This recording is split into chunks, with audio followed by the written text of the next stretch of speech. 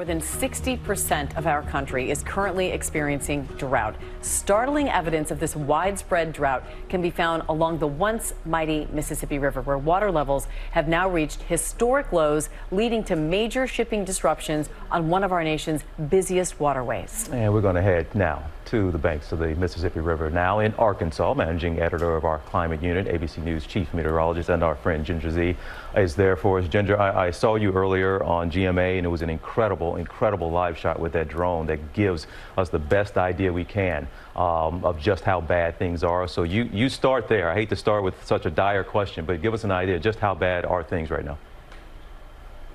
It's bad. I mean, there are so many parts from Minnesota down to Louisiana. You ask people, they say, I have never in my lifetime seen the river like this. This, though, is not the only dry riverbed. This is kind of an arm or a water harbor of the Mississippi River.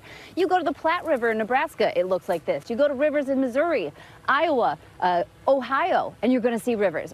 Everybody's dry. The drought shows you that more than 60% is in drought, and it's all up and down the Mississippi. But what happens is I'm going to take you with this drone over my head, and it's remarkable to see the pictures, yes, but even more remarkable to know the impact. And those barges, more than 60 of them just lying in wait, have been there for 3 weeks to a month, and that is going to have a big impact. I mean, this is America's biggest water superhighway. Yeah, and let's talk more about that impact, Ginger, because obviously you're seeing what's happening right there. And what happens along the Mississippi affects everyone across this country and even worldwide in some cases.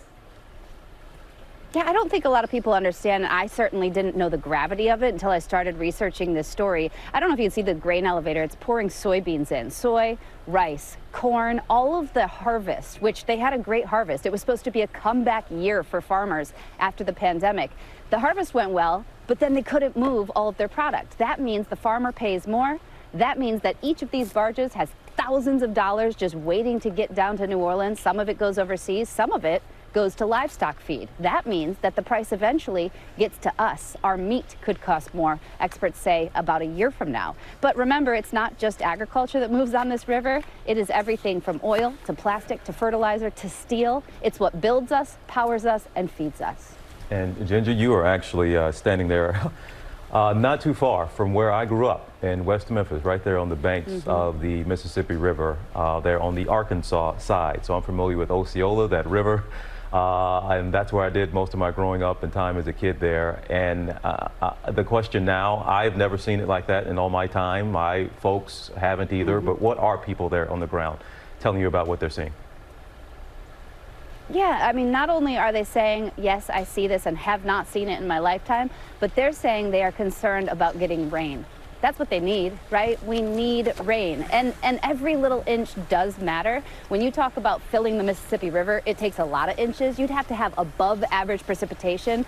Unfortunately, that is not the case. That's not what is in the forecast. We're going into what's called a triple dip La Nina. Usually La Nina is pretty dry for this part of the country. Where you really need rain is the Missouri River Valley and then also up into the northern, like Minnesota and Wisconsin. This could be an all-winter issue, unfortunately. Yeah. Ginger, the images are stunning, jaw-dropping, actually. And when you see the impact and hear about the impact, it's so concerning. But is there any hope out there?